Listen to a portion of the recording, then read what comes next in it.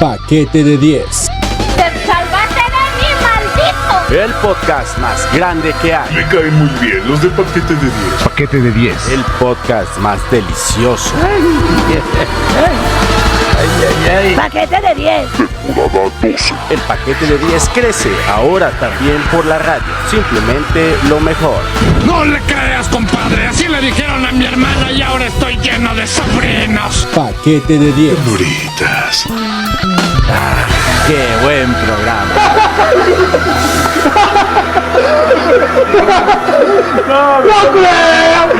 Aprobado por Chayanne.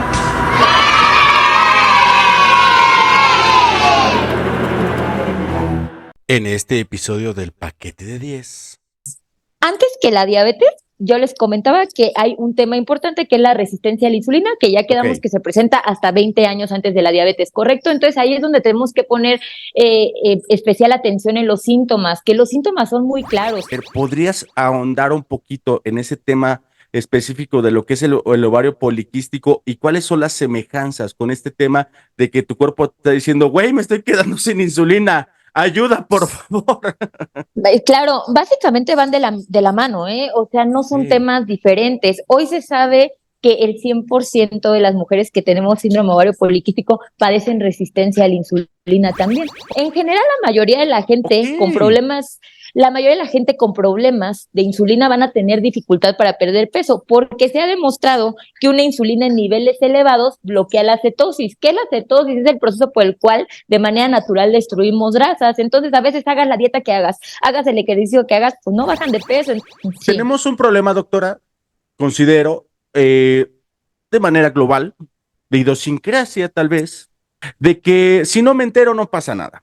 O sea, ¿cuál es tu pinche prisa para saber que vas a tener diabetes, cabrón? O sea, relájate. Si no tienes diabetes, no tienes diabetes. Y ya, y si te va a dar, pues te va a dar, porque tu mamá era diabética, güey. Entonces te va a dar. Y llega un momento en el que ya te aceptas así. O sea, yo voy a ser gordito toda mi vida cuando tengo una situación posiblemente de resistencia a la insulina, y es lo que me está manteniendo gordito. Es lo que me va a empujar a llegar a esa mentada enfermedad que nadie queremos tener, porque una vez que te da diabetes, pues ya tienes que tener toda la vida que tienes que estar tomando medicamento, en el mejor de los casos, porque después ya vienen los piquetes que en el estómago, que en diferentes lados. Doctora, ayúdanos. ¿Cómo le hacemos para empezar a tirar esos miedos?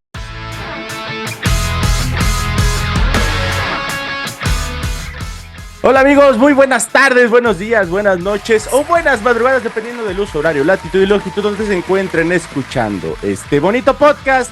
Bienvenidos al paquete de 10. Estamos en esta ocasión ya pasando un poco lo que ya fueron todas las épocas decembrinas, pero el día de hoy tenemos que comenzar con algo pues un poquito de salud, un poquito más serio, un poquito que nos va a sacar de muchas dudas y tal vez va a introducir algunas otras pocas. Vengo a presentarles a la doctora María Fernanda. Doctora María Fernanda, ¿cómo estás? Bienvenida al paquete de 10. Ahorita les damos todos sus credenciales, pero no se me espante. Tampoco se trata de que se me pongan nerviosos. Doctora, bienvenida al paquete de 10. Hola Isma, muchas gracias, muy bien. Sí, ya tengo 5 años básicamente egresada y así es, y dedicándome a lo que es principalmente la reducción de peso, la obesidad y tratando temas generalmente de enfermedad metabólica, de enfermedades crónicas. Doctora, estuviste lo que es la bariatría, bueno, tienes tu clínica de bariatría ya desde Bariatría, 2 años, sí. Tienes tus cursos ahí, Iberoamericano de Nutrición Bariatría Clínica en el Instituto de Enseñanza en Salud de México.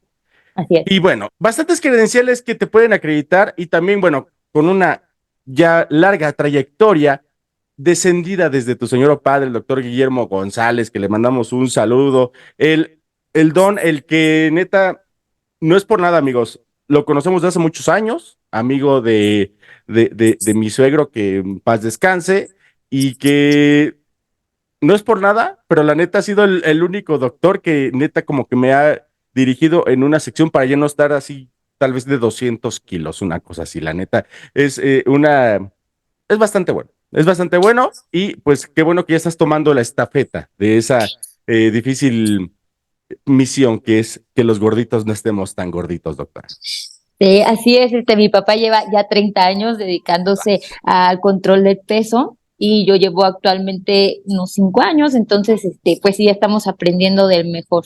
La neta sí, la neta sí. A ver, doctora, ahorita entramos, si me lo permites, al tema de lo que es Claro. la reducción de peso y eso. También lo vamos a tocar, amigos, pero hay un tema muy especial que cuando platiqué con la doctora, de alguna forma llamó poderosamente mi atención, que es el tema de esto que a todos nos da miedo, a todos nos pone los pelos de punta y a todos nos pone en una posición que la neta no queremos llegar, que es el tema de la diabetes.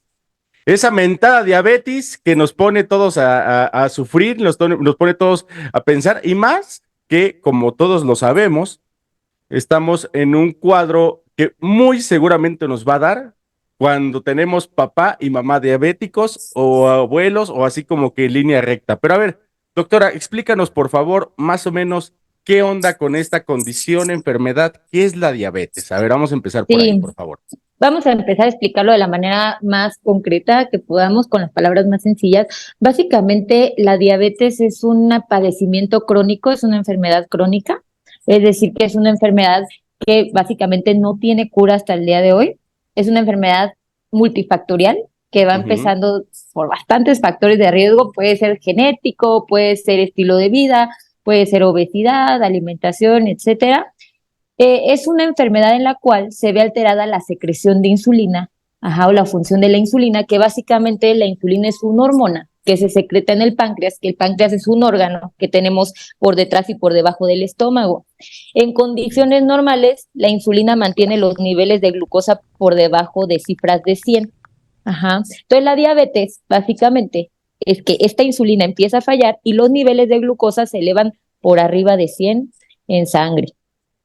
Ok, a ver, ahora, dentro de las preguntas que hicimos aquí en el paquete de 10, Sí. hubo algunas que llegaron por parte de la gente que nos escucha, y entre ellas hubo algunas bastante interesantes. Por ejemplo, nos Claro. preguntan que se puede saber si voy a ser diabético antes de que me dé, porque tenemos como que el mito, esa leyenda urbana que dicen por ahí, que una vez que te da la diabetes, ya no te vuelve a dar, bueno, ya no se te quita, ya, o sea, ya es algo para toda la vida. Empecemos por esa, ¿sí es cierto? O sea, sí, ya es empezando la diabetes, ya no se te quita, ya fuiste, ya toda la vida vas a tener que tenerte cuidando y tomar medicamento y todo eso.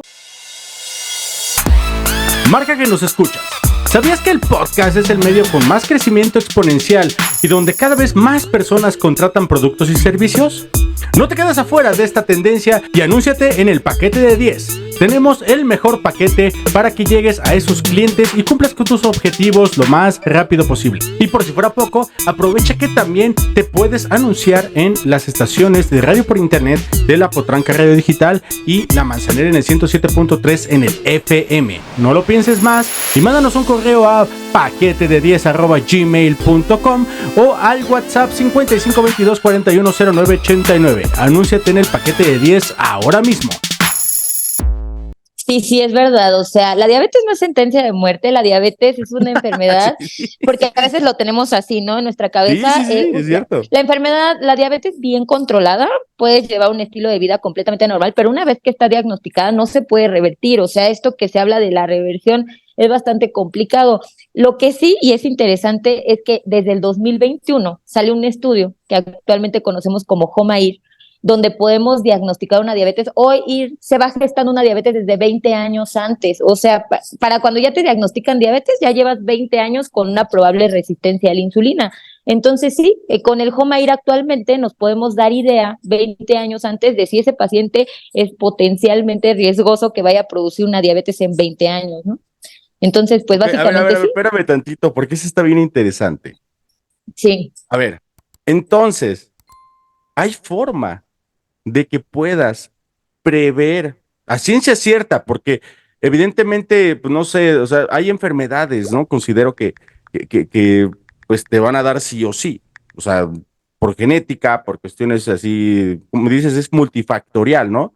Pero digo, por genética, hablemos ahorita, si me lo permites, de inicio en ese tema, que te van a dar tal vez sí o sí, ¿no? Como lo comenta lo que es la diabetes, otro ejemplo tal vez podría ser la hipertensión, pero hay un estudio, me estás diciendo, que se puede prever con 20 años de anticipación si sí me va a dar esa enfermedad como tal.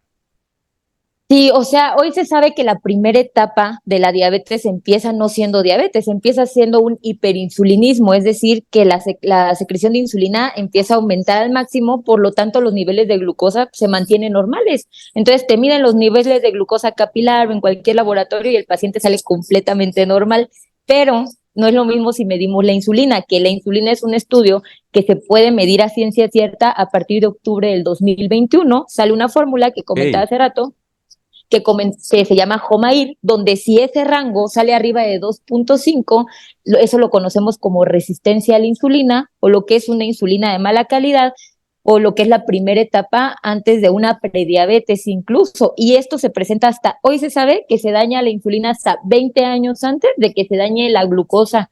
Entonces sí podríamos tener actualmente herramientas con las que se detecta mucho tiempo antes. Ok. Y podemos Ahorita retrasarlo. profundizamos. Perfecto. Y ahí es donde queremos llegar, pero a ver, vámonos despacito, porque es muy elaborado este tema, yo sí lo considero lo que es de la diabetes, pero vamos a desmenuzarlo con calmita y ahorita entramos como tal a ese estudio y a este tema de cómo es la situación de poderlo retrasar, porque la neta eso fue lo que más llamó poderosamente mi atención, y yo creo que es una esperanza de vida bien cañona para todos los que tenemos papá y mamá diabético, ¿no? Que yo creo que es algo que inclusive ya casi es tradición. Pero a ver, doctora, vamos a empezar, si tú me lo permites también ahí, empezar a aclarar esos mitos que tenemos, porque aparentemente por la cuestión y por la diversificación que podemos llegar a tener todas las personas, cada uno, y como amigos, como siempre lo comentábamos aquí en el podcast y en todas las transmisiones que hacemos por todos lados, acude a tu médico. Esa es la número uno. Acude al médico para que te vaya de alguna forma encaminando hacia lo que va a ser una mejor versión de tu persona. El médico es el que te va a poder llevar de la mano y el que te va a poder decir, mira, esto sí tómalo, esto prefiere, trata de evitarlo, etcétera. Pero he visto en muchas ocasiones en que la gente que ya está diagnosticada con diabetes, llega un momento en que dice, no, a mí se me hace que no tengo nada. Fíjate que yo me sigo tomando mi coquita y pues como si nada, o sea, sí me siento luego mareado un poquito en las mañanas, pero desayuno y ya se me quita. Hay diversos, digamos, niveles de diabetes. Hay formas diferentes de poderla clasificar y de alguna forma es cierto eso de que hay momentos en los que estás bien y en los que estás mal, porque también, ojo, hay una gran ancho de la población que inclusive se toma una pastillita que le recetaron hace 20 años y se la sigue tomando toda su vida así y dice, yo estoy chido. Y de repente, llega el fregadazo, ¿no? Pero a ver, ¿cómo se va clasificando ese tema? ¿Qué tanto es cierto de estas creencias que tiene la gente? Como que la diabetes es como que, pues ahí, como todos nos vamos a morir de algo. Vamos a ponerle en ese término. Sí, así como justamente como mencionas, algo muy interesante que acabas de mencionar, es que básicamente es asintomática en las primeras fases. Mucha gente se viene enterando cuando ya hay insuficiencia renal, cuando ya hay problemas en la vista, cuando ya hay problemas crónicos, porque en México tenemos mucho esa cultura y casi en todas las enfermedades de que si no me siento mal, no me tomo nada. Y pueden ver las cifras ahí en el aparato y no te van a creer. Él se siente bien, él puede traer glucosa de 300, pero él se siente bastante bien, porque muchas veces los síntomas empiezan hasta que ya hay un problema realmente serio. Todos conocemos los síntomas que nos han enseñado, ¿no? Que te empieza a dar mucha sed, mucha hambre, mucho cansancio. Realmente esos son como síntomas del libro. En la parte clínica, en los pacientes, rara vez vemos pacientes así, rara vez los diagnosticamos por esos síntomas. La mayoría de veces los diagnosticamos por hallazgos. Hasta que vemos el estudio, ahí sale. Por eso es que es bien importante concientizar a toda la gente de que aunque nos sintamos bien, nos estemos ahí haciendo estudios por lo menos una vez al año. Y si tenemos papás con esta enfermedad, abuelos, por más razón hay que hacerlos una vez al año por lo menos, ¿no? ¿Hay una edad mínima, doctora, para poder empezar a hacer esos estudios? Pues actualmente la resistencia a la insulina la hemos detectado a partir de niños de 7 años, que yo les comentaba Wow. que la resistencia a la insulina se diagnostica hasta 20 años antes de la diabetes. Ahora, también hay que hablar de las clasificaciones, que era lo que comentaba, lo que preguntabas. Básicamente existen la diabetes tipo 1 y la diabetes tipo 2. Okay. La diabetes tipo 1 son niños que nacen, en su mayoría son niños que se diagnostica a partir de los 3 años de edad más o menos, donde el páncreas no produce insulina.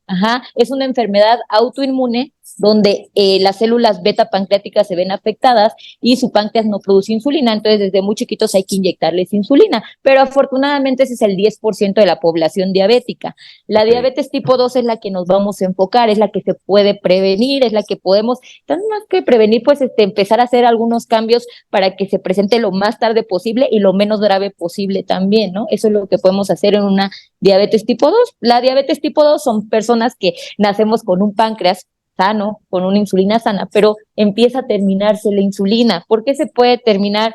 Pues por genética, por obesidad, por malos hábitos alimenticios. Las mujeres, este famoso síndrome de ovario poliquístico, estas mujeres que también nacen con esta condición, tienen una insulina que no es tan eficiente o tan de buena calidad y tiende a terminarse más rápido. Entonces, básicamente, en la diabetes tipo 2 es la que tenemos el 90% de la población y que tiene mucho más que ver con factores de riesgo. Actualmente, en las guías actuales de la Asociación de Diabetes Americana, nos mencionan que es súper importante bajar hasta un 15% en el peso corporal de los pacientes. O sea, básicamente, el factor de riesgo principal es el sobrepeso, la obesidad.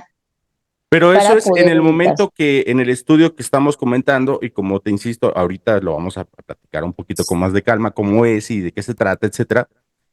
Una vez que ya te detectan ese tema, ya tengo Sí. que empezar a ponerle especial atención a este relajito de lo que es bajar de peso para que no haya temas con la diabetes, etcétera.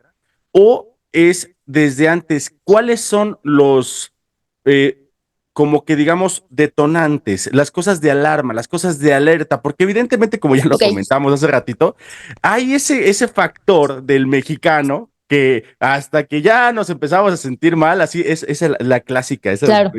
hiciste recordarlo mucho de, es que Sí. me está dando mucha sed, pero no tengo nada, no pasa nada. Ya allí están los factores de riesgo, pero ¿cuáles son los que debemos detectar, doctora, para que empecemos a decir, híjole, yo me acuerdo que lo escuché ahí en el paquete de 10 con la doctora María Fernanda? A ver, vamos a Sí. ver, vamos a hacernos el estudio.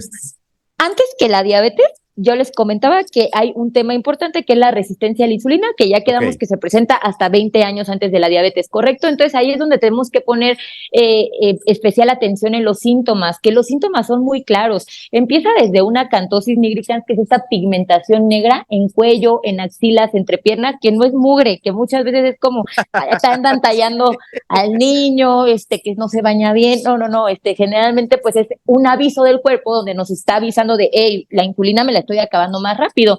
Básicamente la resistencia a la insulina, ya quedamos que son niveles de insulina elevados, entonces también empiezan a salir los fibromas laxos, que son las famosas verrugas en el cuello, que muchas veces cuando yo le comento a mis pacientes esta situación de, oye, las verruguitas acá en el cuello, muchos pacientes dicen el siguiente comentario de, es toda mi familia tiene verrugas en el cuello. Pues lo más seguro es que toda tu familia tenga resistencia a la insulina, o sea, hay que dejar de normalizar, pero muchos médicos también hemos normalizado estas situaciones que no son normales.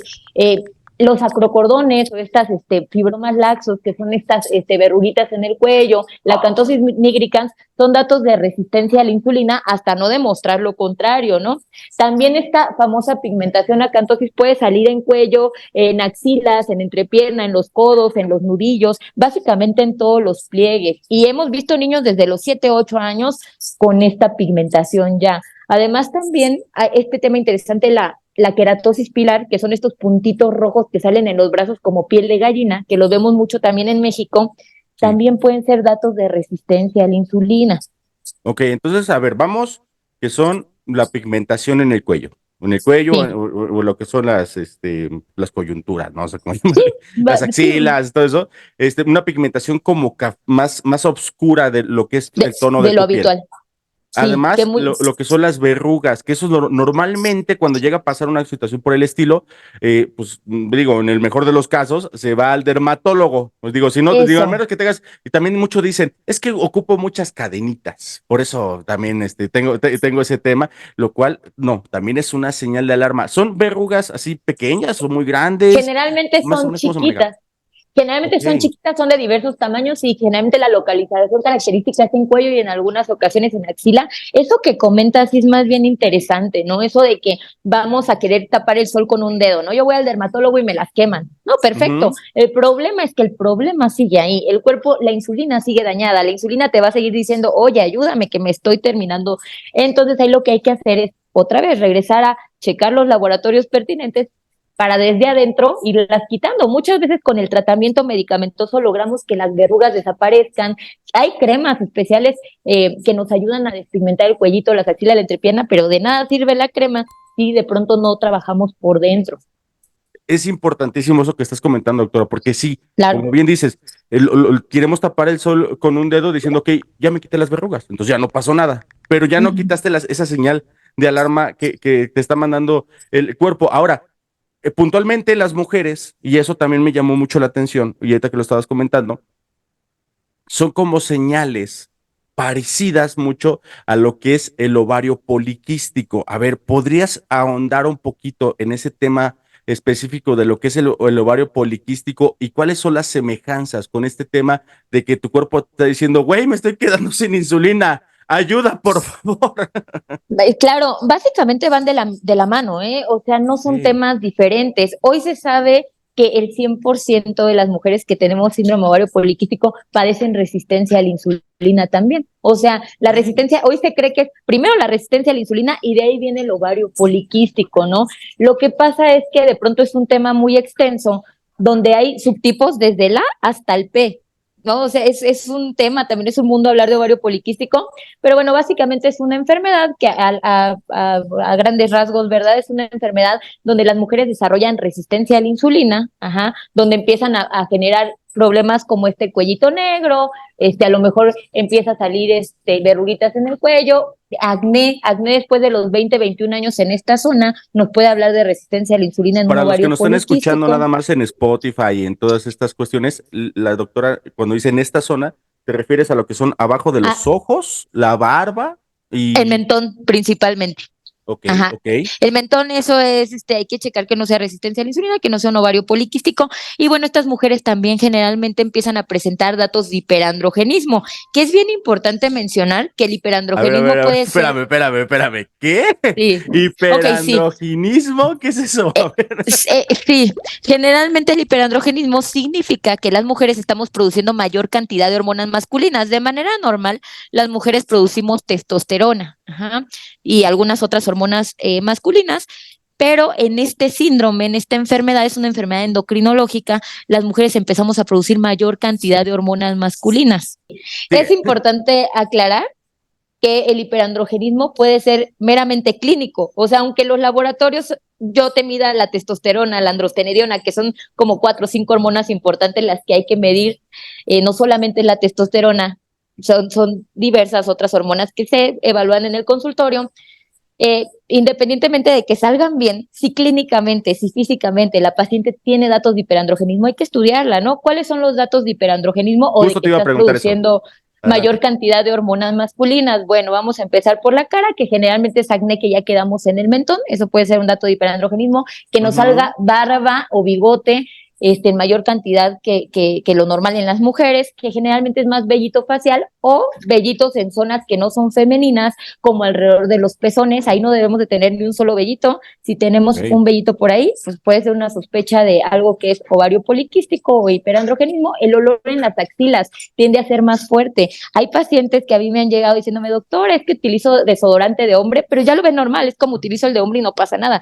No, no es normal, ¿no? Incluso tener que utilizar una marca específica puede darnos ahí por ahí una señal de que es un hiperandrogenismo meramente clínico. ¿Y el muchas olor veces es, digamos, a sudor? O sea, así como, digamos, sí, como Sí, sí, comúnmente sí. se entiende, como de Transpiración. huele a hombre, ¿no? Sí, viene muy fuerte el Sí. olor de la transpiración de la Generalmente axila. son mujeres que necesitan un antitranspirante, o sea que sí o sí necesitan un antitranspirante. Entonces, sí lo vamos normalizando. También hay caída de cabello. Generalmente en el Ok. hiperandrogenismo hay una caída de cabello activa, ajá, que generalmente no deja zonas como tal de alopecia, no te deja hoyos, pero sí es una caída constante en estas niñas. La mayoría de estas mujeres son irregulares, ajá, pero recordemos que comentaba yo que hay varios fenotipos o varios subtipos, entonces no en todas son irregulares, pero en la mayoría sí hay ciclos anovulatorios, es decir, hay meses en los que sí menstruas, otros meses en los que no, entonces es uno de los principales focos en donde debemos de poner atención, pero también existe el fenotipo tipo C, en el cual son niñas que menstruan cada mes. Ahora, también de pronto se vuelve un tema un poquito cuadrado, donde de pronto vemos que nos dicen, no, es que tú no puedes tener ovario poliquístico porque no tienes barba o bigote, no todas tienen barba o bigote, ajá, algunas tienen más Ok, el sí. acné, otras se van más hacia el olor en las axilas, y eso no te quita el diagnóstico, el no tener una característica no te quita el diagnóstico. Ok, para que Ajá, no y se que pierda entonces el tema es, cuando estamos hablando de que tienes tu amiga que nos escuchas, cualquier tema de estos, que tienes acné constante, que se te cae en demasía el cabello, o sea, casi casi los puños así de cabello, sin sí, dejar así evidentemente una situación de alopecia, de no, agujeros, eso que podría ser ese otro tema posiblemente diferente, que tienes un olor muy fuerte al momento de que estás, digo que inclusive necesitas, como lo comentas, necesariamente un antitranspirante, antitranspirante quiero decir, a fuerzas, y cuestiones de ese tipo, es algo que puede ir muy encaminado a lo que son un tema de ovario poliquístico y que va de la mano muy posiblemente en lo que es la deficiencia de insulina. ¿Te voy entendiendo bien? sí, así es, o sea, Perfecto. realmente va siendo una insulina de mala calidad y esto genera muchos problemas porque ya quedamos que una resistencia a la insulina en 20 años se vuelve diabetes, entonces A somos más fuerzas, o sea, no propensas. hay forma de que podamos así como que decir, no, es una transición, es parte de la Pues, adolescencia, porque pues también eso como que se confunde mucho, ¿no? Es que como está entrando a la adolescencia, pues bueno, vienen pues cambios. básicamente sí sería como podríamos hablar que es como la adolescencia de la diabetes, la resistencia a la insulina. Claro, no, nunca lo Ok, había sí, visto sí, así, sí. pero es una metáfora bonita, ¿no? Realmente, sí, es como la adolescencia, ¿no? Les decía yo que se venía gestando la insulina, de la resistencia a la insulina 20 años antes de que haya problemas en la glucosa. Entonces ahí es cuando hay que empezar a atacar. Ahora, también estas niñas tienen dificultad para perder peso. En general, Ok. la mayoría de la gente con problemas de insulina van a tener dificultad para perder peso, porque se ha demostrado que una insulina en niveles elevados bloquea la cetosis. ¿Qué es la cetosis? Es el proceso por el cual de manera natural destruimos grasas. Entonces, a veces hagas la dieta que hagas el ejercicio que hagas, pues no bajan de peso. Entonces, son niñas que evidentemente ya llegan con un caso en el consultorio, ¿no? De se me está cayendo el cabello, tengo barba, bigote. Además, muchas veces también quiero comentar esto, ya que estamos en este espacio.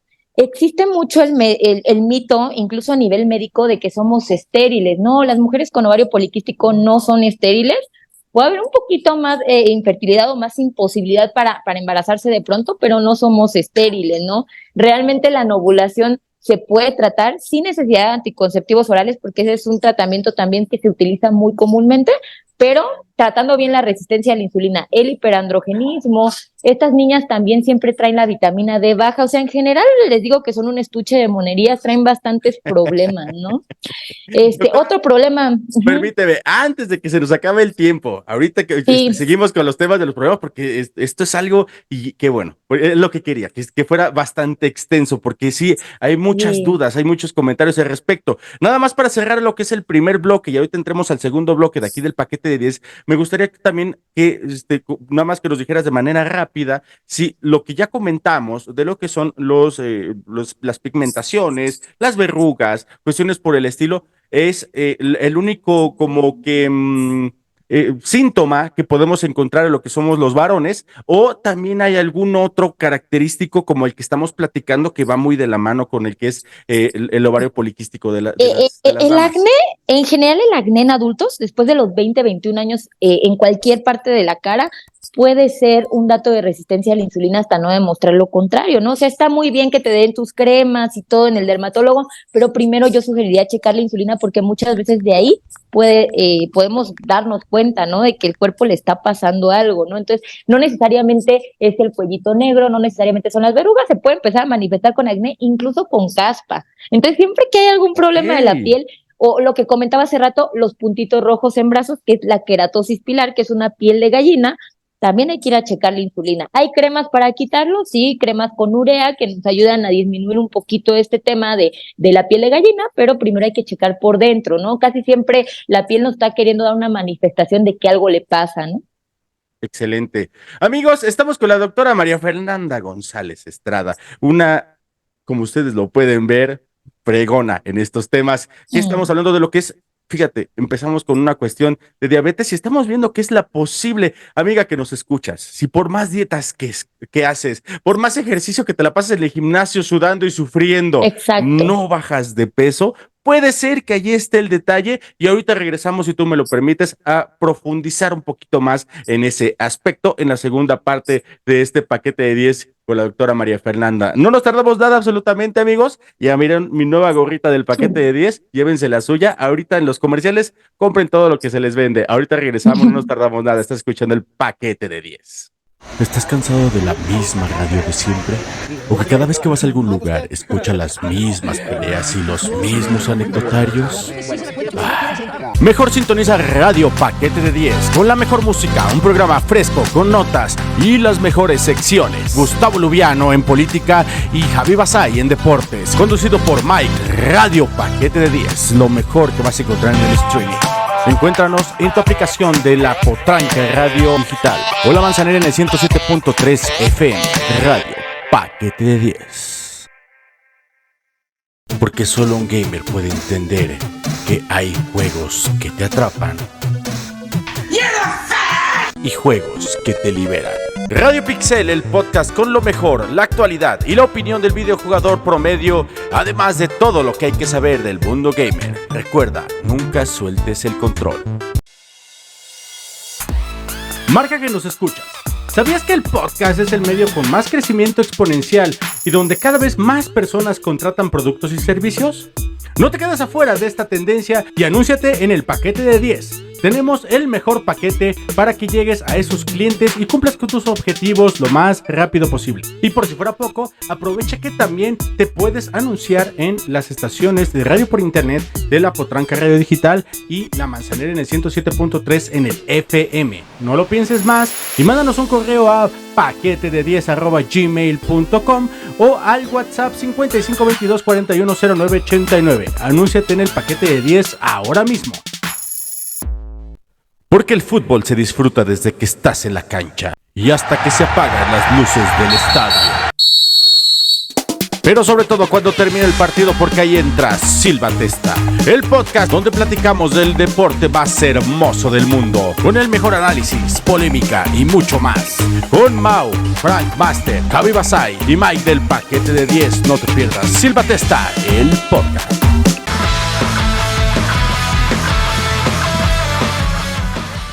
Amigos, ya estamos de vuelta aquí en el paquete de 10. Qué bonitos comerciales están.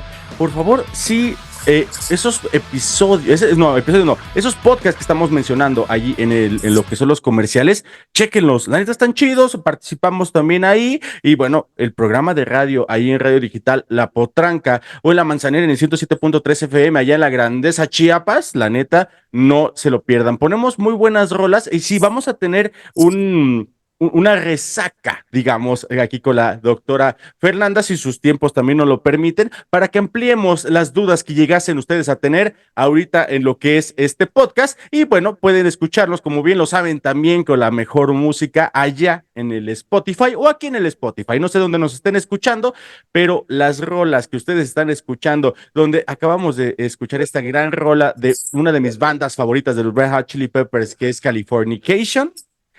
Qué buena rola, y ahorita están escuchándolo ustedes de fondo, y si no lo están escuchando es porque nos están en el YouTube, y váyanse al Spotify. Se los recomiendo también que nos escuchen por allá, porque vienen todas las rolas que escogió la doctora, doctora, la neta, qué chida playlist nos mandaste.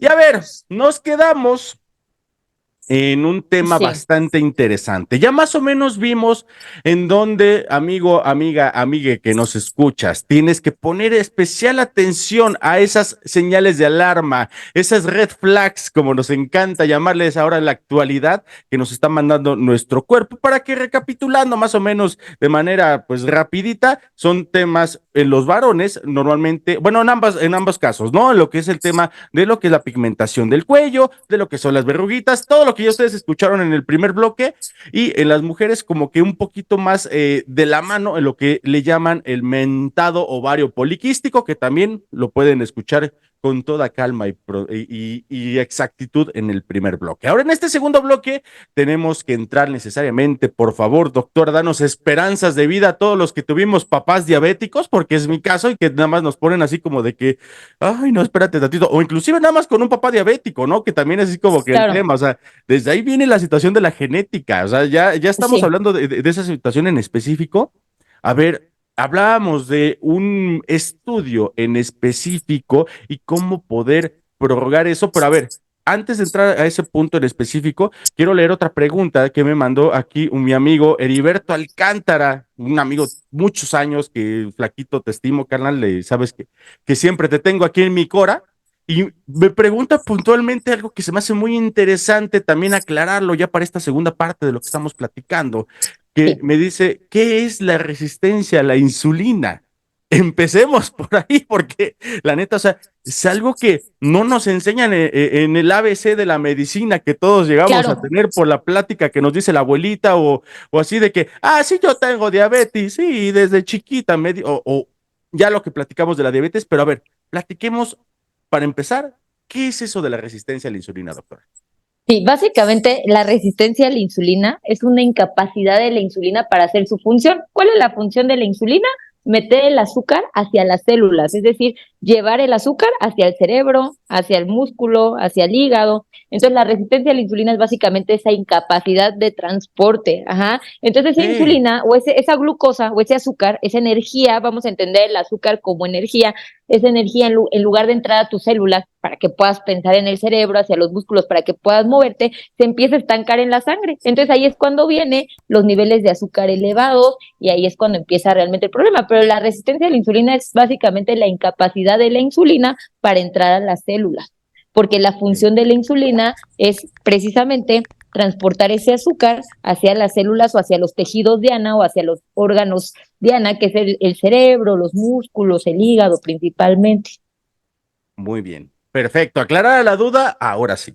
Y ¿Cómo bueno, está para el entender, tema de sí, empezarnos a cuidar a los que llegamos a detectar esas situaciones y que, híjole, está bien cañón este tema, doctora, porque sí, como lo platicábamos hace ratito, sí queremos siempre tapar el sol con un dedo. O sea, buscamos, sí. como decíamos, lo de las verruguitas, yo creo que es lo más común que te puedes encontrar. Inclusive recuerdo acá en el Estado de México, en plazas inclusive, de homeopatía principalmente, donde vendían, pero re bien lo del tema de te quemamos las verrugas, amigo. Ven, para que te Sí, quitemos esa fea verruga que te está poniendo en el cuello y que con eso, bueno, ya me la quité y ya fue, pero nos estás sí. poniendo en un preámbulo, en una enfermedad bastante fea que es la diabetes y que, ojo, es de por vida. Entonces, a ver, doctora, ¿cómo está el tema de la prevención? Sí, miren, actualmente me atrevo a decir que todos tenemos resistencia a la insulina hasta no demostrar lo contrario. Tampoco es exclusivamente de gente con obesidad, ¿eh? Hay gente delgada Sí. con resistencia a la insulina, que hay que entenderlo también como una insulina de mala calidad, básicamente. Entonces, básicamente de manera preventiva, pues es mejorar sí, estilo de vida, básicamente una dieta baja en carbohidratos, que se entienda como pan, tortilla, dulces, galletas, chatarra, básicamente, hacer Ujú. ejercicio, por lo menos 20 minutos diarios, 30 minutos diarios, sobre todo ejercicios de fuerza, de resistencia, se ha documentado que ayuda a mejorar la resistencia a la insulina. Algo que se escucha bien raro, que parece un remedio casero, pero sí hay estudios científicos que avalan su uso, es el uso de sidra de vinagre de manzana, una cucharada diario, podría ayudar a mejorar la función de la insulina. Sí. Eso también es interesante. Ajá, ¿qué otra cosa? Cambiar nuestro aceite por aceite de olivo. Hay varias cositas que podemos hacer de manera general para mejorar nuestros niveles de insulina basal. Ok, y eso de la resistencia a la insulina, como ya quedó claro en el primer bloque y que estamos retomando con intenciones de ya pasar a este siguiente paso de lo que tenemos, pasar así que el siguiente paso de lo que tenemos que platicar, es que la resistencia de la insulina es un preámbulo a lo que es una segurita de diabetes en un momento dado. Básicamente. Ok, Sí, siempre, se sabe ahora, que primero. Hay un tema Sí, que me pero gustó mucho que platicamos previamente aquí fuera de cámaras, doctora, y que me gustaría también que lo compartiéramos para efecto de ya entrar a este tema puntual, que es eso que decías que se asemejaba el tema de la insulina que tiene tu cuerpo, que ya tiene de manera como que previa, como de una tarjeta, como una, no sé, una tarjeta de claro. crédito, de débito, no lo sé, donde tienes cierta cantidad depositada al inicio de tu vida y que esa se acaba. Y ya desde ahí Sí. tienes que empezar a tomar esta medicina que es, digamos, para diabético. A ver, explícanos cómo está esa situación. Sí, a ver, está claro que ya mencionamos que la diabetes es básicamente una deficiencia en insulina. Llega un momento en el que básicamente se te termina tu insulina hasta que te la tienen que inyectar artificial. Ok, Entonces, todas las personas es como si naciéramos con una tarjeta de crédito cargada de insulina, la cual nos tiene que durar llena de aquí a que yo me muera. Es decir, si nos morimos hasta los 90, 80 años, hasta esa edad, deberíamos de tener insulina en esa tarjeta. Entonces yo siempre les explico a mis pacientes que no es lo mismo gastarse 12 pesos de insulina que 20, que 30, 40, 50, 60 pesos de insulina, porque eventualmente se va a terminar más rápido. Entonces, ¿cómo podemos saber cuánto crédito tenemos en en esa tarjeta de insulina? sí. Básicamente hay un estudio que actualmente se llama insulina basal o en suero, que así lo podemos pedir ya en cualquier laboratorio, y la insulina debería Insulina estar. basal en suero. Sí, y Ok, la mayoría de los artículos actualmente concluyen en que debe de estar en niveles menor a 12. Aquí hay varias problemáticas, ¿no? Hay laboratorios que manejan niveles como normales de 24, 25, cuando no. O sea, realmente la mayoría de los artículos concluyen que es menos de 12. Ajá, los niveles normales de insulina son menos de 12. Cuando ya tienes niveles de insulina elevados, eso es una resistencia a la insulina, es una insulina alta con una glucosa generalmente normal. Tu azúcar o tu glucosa puede estar bastante bien en 80, en 90, pero ya con una insulina alta, eso es lo que conocemos como resistencia a la insulina a nivel de laboratorios. ok, ok. Ahora, ese estudio como tal, ¿de qué se trata? ¿Te meten a un aparato? ¿Te pican en todos lados? No, ¿Cómo es ese estudio, afortunadamente, Porque, sí, híjole, sí, no, no, da miedo. afortunadamente, sí, sí, claro, afortunadamente ya con un solo estudio, con un solo piquete en sangre, podemos determinar si un paciente es resistente a la insulina, prediabético o diabético. Ujú. Eso ya se Sí. puede determinar con un solo piquete. Salen varios estudios, necesitas llevar 8 horas de ayuno y por medio de una venita, generalmente nos pican y ahí sacan el suero, ¿verdad? De la sangre, y ahí es donde estudian todo, pero con un solo piquetito, con 8 horas de ayuno, Ok, podemos un determinar estudio de eso. sangre, digamos, común y corriente. Más bien sí es específico, porque muchas veces nos llegan a decir, te voy a hacer estudios completos y nos mandan a hacer esta química de 48 elementos, donde ahí no viene la insulina basal, ahí no podríamos determinar. Entonces siempre es importante que además de nuestra química de 5, 6, 48 elementos, lo que sea, nos pidan también Insulina una basal. Ok, insulina basal o en suero, la ahora, cual debe estar en menos de 12. perfecto. Ahora, Sí, tenemos un problema, doctora, considero, de manera global, de idiosincrasia tal vez, no claro. digamos nada más de situación mexicana, sino digamos humana, yo me atrevería inclusive a ponerlo en ese aspecto, de que si no me entero no pasa nada. O sea, ¿cuál es tu pinche prisa para saber que vas a tener diabetes, cabrón? O sea, relájate. Si no tienes diabetes, no tienes diabetes. Y ya, y si te va a dar, pues te va a dar, porque tu mamá era diabética, güey. Entonces te va a dar. O sea, a ver, ¿cómo tiramos ese mito, doctora? Porque yo creo que es una de las situaciones que más se enfrenta la gente y llega un momento en el que ya te aceptas así. O sea, yo voy a ser gordito toda mi vida cuando tengo una situación posiblemente de resistencia a la insulina y es lo que me está manteniendo gordito y es lo que me va a dar en un momento dado a que, o sea, más bien es lo que me va a empujar a llegar a esa mentada enfermedad que nadie queremos tener, porque una vez que te da diabetes, pues ya tienes que tener toda la vida que tienes que estar tomando medicamento, en el mejor de los casos, porque después ya vienen los piquetes que en el estómago, que en diferentes lados donde tengas que tener esta insulina. Doctora, ayúdanos. ¿Cómo le hacemos para empezar a tirar esos miedos? ¿Cómo le hago para que pueda yo convencer a la persona que puede estar escuchando esto a decir, oye, güey, no tengas miedo? Si te haces el estudio, es mejor, porque vas a saber Claro. y vas a prevenir la diabetes, que es algo que, doctora, yo creo que ese es el dulcecito, sí, digo, perdón a los diabéticos, pero que vamos a poder ocupar para poder llegar a la gente que queremos llegar en este tema tan interesante. Sí, exactamente como lo acabas de decir. Yo creo que a veces mucha gente no se hace el estudio porque no quieren saber, prefieren Claro. no saber, ¿no? Pero ¿cómo vas a poder atacar algo que no conoces, que ni siquiera sabes si lo tienes o no? Yo creo que actualmente les comentaba que las cifras están así, 8 de 10 mexicanos tenemos resistencia a la insulina. Entonces, cada vez que yo veo a mis pacientes con diagnóstico nuevo de resistencia a la insulina, siempre les hago ese comentario de que es mejor saberlo, es mejor ser ese pequeño porcentaje de la población que te enteraste 20 años antes de una diabetes, ¿no? Y que puedes todavía tomar algunas medidas. Y lo que hablamos hace ratito, esa tarjeta de insulina, pues empezarla a ahorrar, no es lo mismo, les decía yo, gastarse 12 que 20, 30 pesos de insulina. Entonces, lo que se puede hacer es empezar a ahorrar la insulina, ¿no? Es un tipo de ahorro. Hemos tenido pacientes que nos llegan con insulinas de 40, de 80, con glucosas completamente normales, ¿eh?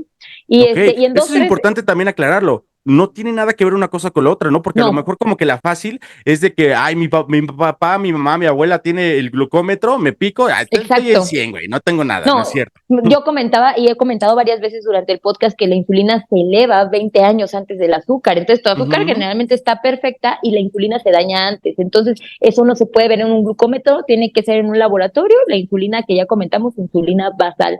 Ok, Ujú. perfecto. Ahora, ok, ya está bien. Ya escuché el paquete de 10, ya me convenció la doctora que me cayó chido y todo. Ojalá. Dije, órale, va, voy a hacerme el estudio este de la insulina basal o este estudio. Bueno, me lo voy a hacer.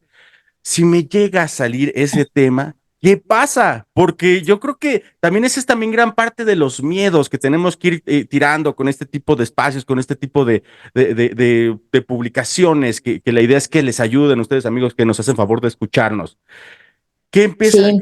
O sea, ya soy prediabético? O sea, ya voy a tener diabetes, o qué va a empezar? ¿Cuál es el tratamiento? ¿Cuál es el medicamento? ¿Me van a empezar a inyectar insulina de una vez? ¿Qué pasa? No, generalmente cuando hay resistencia a la insulina, no es ni prediabetes ni diabetes, es solamente resistencia a la insulina que básicamente se manifiesta con glucosas normales, insulinas altas. ¿Qué es lo que hay que hacer? Bajar los niveles de insulina. Hay diferentes tratamientos también de acuerdo al nivel de insulina. No es lo mismo el que llega con insulina de 20 que el que llega con 80 o con 100, pero uno de los tratamientos más utilizados actualmente y de los mejorcitos para controlar los niveles de insulina de manera eficaz y rápido es la metformina, que también se tiene un miedo social a la metformina porque se piensa que es únicamente exclusivo para diabetes. Actualmente es tratamiento para diabetes, resistencia a la insulina, ovario poliquístico, hígado graso, tiene diversos usos. El problema es que incluso a nivel médico todavía de pronto hay quien tiene un poquito de miedo de que no, es que la metformina solo es para diabetes, entonces le tienen un poquito de miedo. Porque sí, este tema de la resistencia a la insulina y todas esas, se puede, les decía, ¿no? Diagnosticar a partir de 2021 se puede medir la insulina en sangre. Entonces es algo, pues hasta cierto punto nuevo. Es como de alguna forma, podemos llamarle como, no sé, de un tema de que ya viene como con cierto peso el llamar ese medicamento. Y ojo, o sea, Claro. si los que nos están escuchando, nos están viendo, no es para que te vayas ahorita a tomar la metformina para decir, güey, no, pues mejor me la tomo, pues si yo tengo todos esos síntomas, tengo quito el cuello negro, o sea, ¿para qué me hago el estudio? Ya sé que tengo resistencia a la insulina, No, mejor no. me empiezo a tomar como se la toma mi mamá, una tableta cada tantas Sí. horas y eso. No lo hagan, No, no no, se no, no. automediquen, Así acérquense a es. su médico. Ahora, Así es. doctora, Sí. es importantísimo, considero también, qué cuidados tengo que empezar a tener en el momento que ya estoy considerando empezar a ver esa cuestión de diabetes, de que me va a empezar y posiblemente me va a dar muy seguramente, porque es algo que también tengo aquí, inclusive también como una de las preguntas que me pregunta uno de nuestros seguidores aquí del paquete de 10, que si ya tengo ese cuadro previo de que mi mamá, mi papá, mi abuelo y mis tíos y toda la banda es diabética, ya seguro, yo también voy a tener diabetes. No hay, o sea, realmente no hay una posibilidad de que no. No, sí, sí podría ser. Al ser una Ok. enfermedad multifactorial, si genéticamente todo está mal, yo puedo cambiar otros factores, ¿no? Como la alimentación, el sedentarismo, todo lo que ya hemos mencionado, ¿no? Y bueno, aún siendo muy delgado haciendo ejercicio, te podría dar, sí, existe una posibilidad, pero la estás reduciendo al cambiar tus hábitos, ¿no? Ok, eso es a lo que quería llegar también, porque Amigos, no se confundan, digo, es mucha información, o sea, obviamente sí, no es tan fácil como que poder digerir tanta información, pero Claro. el propósito de este espacio que estamos abriendo para este tema en específico es que se entienda que se puede retardar. O sea, Claro. todos, como lo comenzábamos diciendo al inicio del podcast, hay muchas posibilidades de que, o sea, te vas a morir de algo, eso es un hecho y eso no puedes, pero oye, güey, si te puedes evitar morirte de diabetes con una pierna cortada y todas las cuestiones que ya sabemos y que nos constan por los familiares que hemos tenido con diabetes Así que es. llegan a pasar, retrásala. Y se puede en 20 años, doctora, como lo comentabas haciendo. Sí. ¿Desde qué momento? O sea, desde el momento que empiezo a detectar estas cosas, ya puedo empezar a retrasarla. Ahora, No, me preguntan también, y, digo, bueno, a ver, por favor, ahorita te hago la pregunta. Adelante. sí, incluso yo a mis pacientes les comento, los que ya tienen, que papá y mamá son diabéticos y tienen niños a partir de los 7 años, ni se esperen a tener síntomas, ¿no? Cada 2, cada 3 años Gran hay que punto. hacerles el estudio, ¿no? Ni hay que esperarnos, porque a mucha gente no se le nota, o sea, no siempre tienen los síntomas físicos. También algo que me faltó mencionar son los síntomas de resistencia a la insulina. Bueno, además de los físicos, hay algunos síntomas, como este famoso Ok, mal a del ver. puerco. Esto famoso mal del puerco, que es este síntoma que hemos normalizado de que, ay, a todos nos da el mal del puerco, pues porque la mayoría de la población tenemos resistencia a la insulina. Entonces, si tú comes y te da mucho sueño o de plano necesitas una siesta, también hay que ir a checar la resistencia a la insulina. Que te canses más que otras personas sin ninguna causa aparente, que ya te hicieron de todo, estudios para la anemia y no aparentemente no hay nada, pues puede ser una resistencia a la insulina. Personas que les da mucha ansiedad por estar comiendo muchos antojos por cosas dulces, personas que sienten que con poquito pan, con poquita tortilla engordan, estos pacientes que te dicen, oye, yo veo el letrero del McDonald's y ya engordé, todos esos pueden ser datos de una probable resistencia a la insulina o hiperinsulinismo, que son niveles de insulina altos, ¿no? Sí, o sea, que ya huelo tacos y ya engordé 2 kilos y me Sí. tardo 5 meses en bajarlos. Puede ser una resistencia a la insulina. Sí. Fíjate, qué gran punto es este tema, lo que comentas del mal del puerco, que hay muchas, muchas formas, inclusive, estaba buscando ahorita como de manera rápida cuál es la forma, digamos, científica de llamarlo, que es así de que no, es que el cuerpo está haciendo digestión, por eso me Sí. siento cansado, por eso y lo normalizamos, como bien lo comentas, pero entonces, entendiéndolo bien, el mal del puerco que le llamamos, que te dé mucho sueño, pero es un sueño así como que un relajamiento así, o así como que te tienes que dormir, o sea, ¿hay diferencia en ese Generalmente es aspecto? súbito. Sí, no, generalmente sí les da como súbito, un cansancio que el paciente necesita desesperadamente dormirse, ¿no? O sea, estás en el trabajo, regresas de la hora de la comida y estás en la Sí. computadora, te estás quedando dormido Y de es más, manera tremenda. sí, y ahí quiero comentar algo. Lo que hacemos generalmente es me estoy durmiendo, pues tomas un poquito de coca o algo que supuestamente tú te despiertes. Café, No, algo, sí. sí, al hacer eso de darle azúcar a tu cuerpo, en lugar de que te vayas para arriba, te vas a ir más para abajo, porque tus niveles de insulina se Wow. estimulan al darle más azúcar. Entonces, estimulas más la insulina, se va a ir más para abajo el azúcar, te vas a dormir más, ¿no? Entonces, también es una manera a veces de darse cuenta, ¿no? De que como algo dulce y en lugar de que me despierte, me estoy durmiendo más. Fíjate, es tremendo lo que estás comentando, doctora, porque muchas veces tenemos esa costumbre también bastante mala, yo considero, que vamos justificando muchas cosas. Por ejemplo, estoy Sí. en el trabajo, acabo de desayunar o en la hora de la comida, yo creo que es así como que lo más común, y comí, es que me comí como 5 tacos de carnitas, pues obviamente pues, tengo que digerir y pues toda la sangre se va al estómago, ¿no? También dicen por ahí ese tema del mentado mal porque es que se va la sangre al estómago y pues el oxígeno se va al estómago y por eso me da sueño. Sí, Amigo, y en parte puede ser sí, eso, pero, ¿eh? ¿También sí es pero cierto eso? sí, o sea, en parte sí el metabolismo está ahí el cuerpo ocupado en hacer la digestión y todos estos procesos, pero sí es un probable síntoma de una resistencia a la insulina. Excelente. Ahora, me preguntan también aquí una de las preguntas que hacen puntualmente Sí. con lo que es el tema de la diabetes, que sí, también es cierto que la diabetes te puede dar por un susto, así muy fuerte, una pelea, No, un tema por el estilo. no, lo que pasa es que para cuando ya te dio un susto, para cuando ya te pasó algo grave, ese día se te ocurre medirte el azúcar, pero ya comentamos que la diabetes se gesta desde 20 años antes, entonces realmente es imposible que algo así O pase, sea, ¿no? ignoraste todos estos avisos que te está dando tu cuerpo y Sí, en o ese sea, la momento es gente cuando ya te dio el golpe. O ese día te das cuenta, porque ese día es el único que te fuiste a hacer un estudio, ¿no? Porque la gente, ay, no me habrá dado diabetes por el susto, y ese día si te hacen el estudio, pues ahí sale una glucosa en 200, pero a ver, la glucosa no se eleva de 0 a 200 de lo normal, ¿no? De 80 a 200 en cualquier segundo, ¿no? Generalmente, pues, es como decimos, la diabetes lleva una serie de pasos, ¿no? Primero empieza a ser esta resistencia a la insulina de la que hemos hablado, después viene a ser prediabetes, que actualmente prediabetes se conocen como niveles de glucosa entre 100 a 125, cuando ya tu estudio de glucosa sale entre 100 y 125, pues es una prediabetes, y diabetes como tal es a partir de 126 en adelante.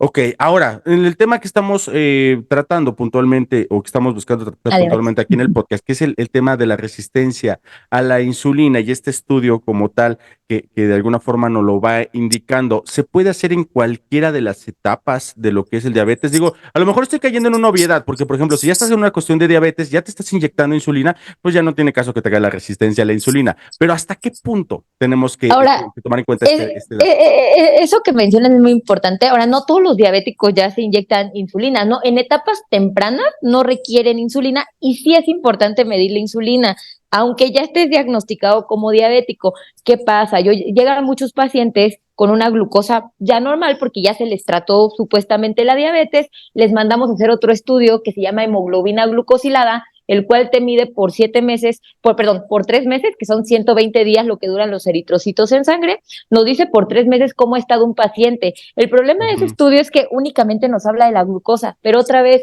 lo que les comentaba, la glucosa es el azúcar en sangre y la insulina es la hormona que la regula. Entonces, para mí, pacientes que sean prediabéticos, resistentes a la insulina, en todo el mundo hay que medir la insulina, excepto, como bien lo comentaba, ¿no? En pacientes que ya se inyectan insulina, pues difícilmente con ese estudio en específico voy a poder saber cuál es la insulina artificial y cuál es la natural del paciente, pero en el resto de los casos sí se recomienda medir la insulina, aunque ya tengas diagnóstico de diabetes, porque muchas veces yo veo pacientes que están aparentemente bien controlados, con una glucosa bien, con una hemoglobina glucosilada dentro de parámetros normales, pero con una insulina alta. O sea, existe también este diagnóstico de diabetes con resistencia a la insulina. Ok, que sería como que la prediabetes, ¿no? Hay como que una básicamente resistencia a la insulina, luego prediabetes y luego diabetes. Así es, yo a la resistencia a la insulina le llamo que es como una prediabetes, básicamente, ¿no? Ok, sí. Bueno, esa la voy a registrar, doctora, para que de ahí no tengas que pasar una lana, no es cierto. Doctora, ahora vamos a entrar a uno de los puntos ya para ir cerrando un poquito lo que es este tema que wow, sí. no me lo esperaba así, está impresionante, está muy, muy interesante, y ojalá les ayude y sobre todo los anime a cuidarse un poco mejor, amigos y amigas que nos escuchan, que bueno, si escuchan algo tan bonito como el paquete de 10, tienen que cuidarse, necesariamente se los pedimos de corazón. Ahora estamos en este tema de que apenas vamos iniciando lo que es el mes de enero, estamos con los propósitos a todos los que da, eso sí, el gimnasio lleno, y vas y no agarras ninguna caminadora desocupada, todas están sudando, están quemando más llanta que cualquier basurero. Pero a ver, mencionabas hace ratito algo muy interesante, que era este tema de que la gente que hace ejercicio como loca, que hace 40,000 dietas, la dieta de la luna, del kiwi, de todo lo que tú me digas, come súper sano y de todos modos no baja de peso por este tema de la resistencia a la insulina. Explícanos, por favor, cómo trabaja ese tema, qué tiene que ver con la grasita de la panza, de los brazos, de las piernas y todo eso, con esta resistencia a la insulina. ¿Cómo va? O sea, ¿cuál es el problema? ¿Cómo corrigiendo este tema de la resistencia puedo bajar de peso? Sí, lo que pasa es que la insulina, lo que hablábamos, no es una incapacidad de ese transporte de llevar la energía o el azúcar hacia el cerebro, hacia los músculos, va y se deposita en el tejido adiposo, en la grasa. Entonces, en lugar de llegar a los sitios donde debe llegar, llega y se almacena directamente en la grasa. Entonces, eso también va haciendo que los pacientes se vayan poniendo más gorditos. Y también mencionaba que niveles de insulina altos bloquean el proceso de cetosis, que es el proceso por el cual naturalmente destruimos grasas. Entonces, pues igual hagan la dieta que hagan, no bajan. Además, que también con la resistencia a la insulina se genera también una incapacidad para metabolizar los carbohidratos. Estas personas no metabolizan correctamente los carbohidratos. Entonces, es lo que yo mencionaba, ¿no? Que con poquito pan, con poquita tortilla tienden a engordar más que otras personas. Entonces, ¿cómo corregimos esto? Pues sí, obviamente con ejercicio, pero ya niveles de insulina alta sí requieren valoración médica, porque muchas veces vamos a necesitar medicamentos como metformina, pioglitazona, empaglifosina, dependiendo, como bien lo comentaste hace rato, hay que individualizar, no todos los pacientes necesitan metformina ni en la misma dosis, es muy diverso, también dependiendo la edad, el sexo y demás, y las demás enfermedades que puedan llegar a desarrollar el paciente, ¿no?